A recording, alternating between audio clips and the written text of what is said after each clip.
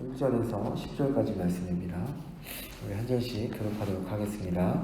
내가 보니 바다에서 한 짐승이 나오는데 뿔이 10이요 머리가 7이라. 그 뿔에는 10 왕관이 있고 그 머리들에는 신성모독하는 이름들이 있더라.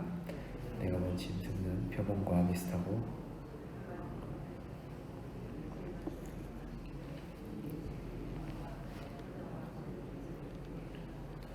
그의 머리 하나가 상하여 죽게 된 것 같더니 그 죽게 됐던 상처가 나음에 온 땅이 놀랍게 여겨 짐승을 따르고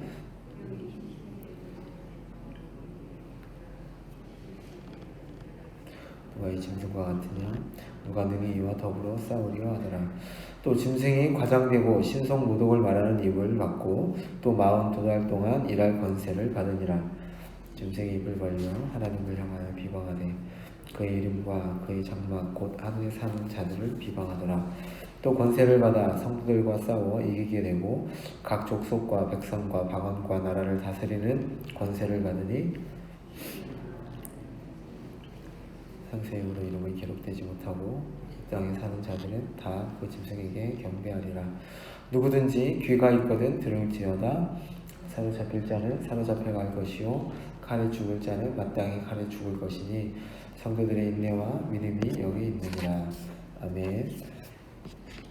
인내와 믿음이라는 제목으로 말씀 보도록 하겠습니다. 12장 17절 마지막 절 뒷부분에 보시면 용은 땅에 자신의 뜻을 수행할 조력자들을 불러내고 바다 모래 위에 서 있다라고 표현합니다. 용은 그가 왔던 곳으로 추측되는 무시무시한 물에서 그들을 불러냅니다. 12장에서 그가 행사하는 일로 묘사된 것을 13장에서는 그대로 그 종들을 통해서 실제로 행사합니다. 그래서 1절에 보시면 마귀의 첫 번째 대행자는 바다에서 나온 한 짐승이다 라고 표현합니다. 이 짐승은 다니엘서 7장에 나오는 짐승의 기초가 되고 있습니다. 표범, 곰, 사자, 그리고 7머리, 이것은 다니엘이 본 네 짐승의 머리의 총합이고요. 넷째 짐승은 10뿔을 가지고 있다라고 말씀합니다. 2절에 나오는 10뿔에 있는 그 10 왕관은 다니엘서의 넷째 짐승에 대한 언급입니다. 또 신성모독하는 이름들이라고 나오는데 이것은 이 넷째 나라와 연계되어 있는 다니엘서 7장에 나와 있는 그것과 그 존재와 신성모독하는 존재와 관련이 되어 있습니다. 이 바다 괴물의 모습은 구약 전체에서 예외 없이 하나님의 백성을 박해하는 악한 나라를 표상합니다. 또 용은 바닷가에 서서 물을 토하여 교회가 물에 떠나가게 하고 짐승은 바다에서 나오고 또 음녀는 많은 물 위에 앉아 있습니다. 그래서 따라서 이것은 바다가 상징적으로 이 악의 처소를 묘사하고 있습니다. 그리고 여기 왕관은 많은 관들을 쓰고 있는 참된 만왕의 왕이요 만주의 주와 대립하는 짐승의 주권적이고 보편적인 권세에 대한 거짓 주장을 얘기하는 것이 바로 이 많은 왕관들입니다.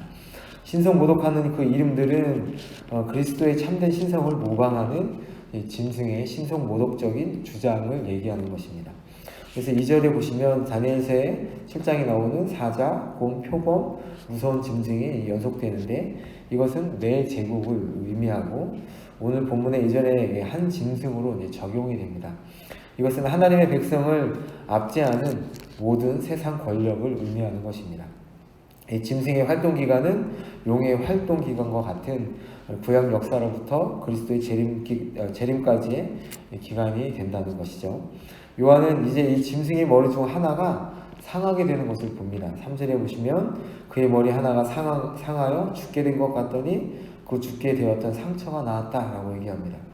이 상처는 하나님께로부터 나온 것인데 그리스도께서 부활하실 때 입히신 것으로 바로 그 상처입니다. 이것은 창세기 3장 15절에 나오는 여인의 후손이 너의 머리를 상하게 할 것이다 라는 그 말씀의 성취입니다. 그런데 이 상처가 났습니다. 그 결과 이 원수가 자신의 활동을 계속할 수 있게 됩니다. 이 짐승의 상처가 나은 것이 14절에서는 심지어 뭘로 표현되냐면 부활했다라고 표현이 됩니다.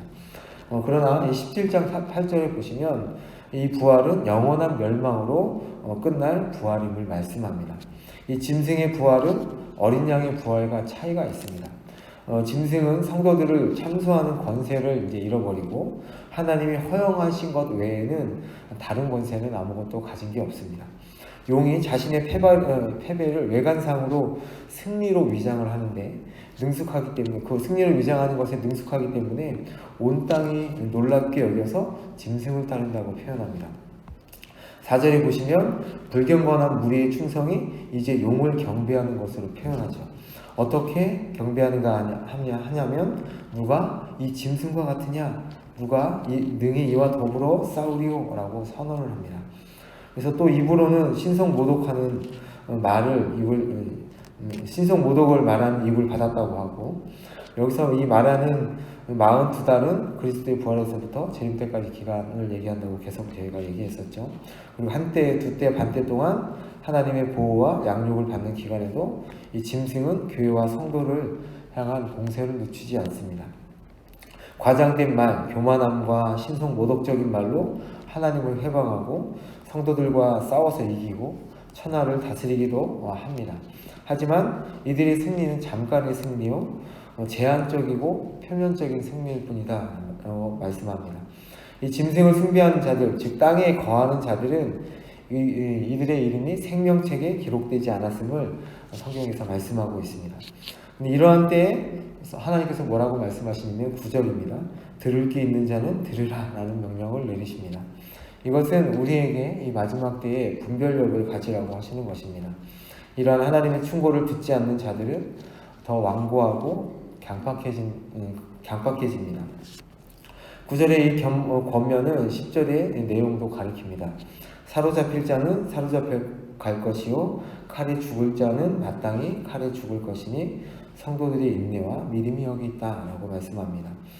그래서 이 9절의 이 권면은 두 가지 개념이 있는데, 하나는 고난을 통해서 불신자는 처벌하시고 다른 하나는 신자는 연단하신다는 의미가 담겨져 있습니다. 여기서 악인의 이 처벌보다는, 불신자들의 처벌보다는 하나님의 백성의 연단을 위한 고난에 더 큰 강조점이 있습니다.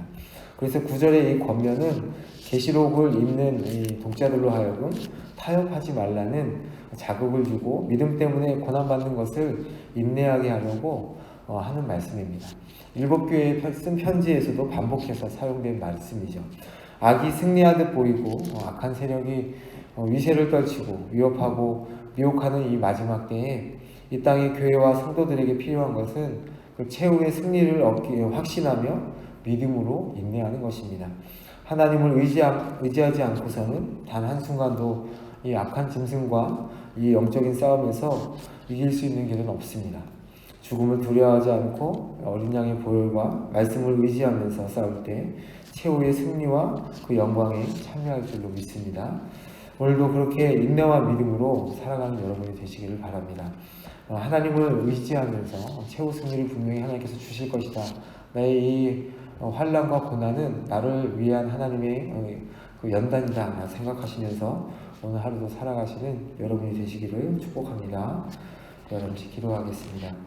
아버지 하나님, 이 마지막 때에 악한 마귀가 우리를 유혹하고 우리를 넘어뜨리려고 하지만 그들의 그 공격과 그들의 유혹은, 그들의 힘은 잠시 동안 있을 뿐임을 저희들이 다시 한번 기억합니다. 이 고난과 연난은 저희들의 믿음을 위한 것이고 저희들을 하나님 앞으로 이끌기 위한 것임을 다시 한번 기억하면서 오늘도 믿음으로 인내로 살아가는 하루가 되게 하여 주옵소서. 그렇게 하실 하나님을 의지하며 나아갑니다. 예수님의 이름으로 기도합니다.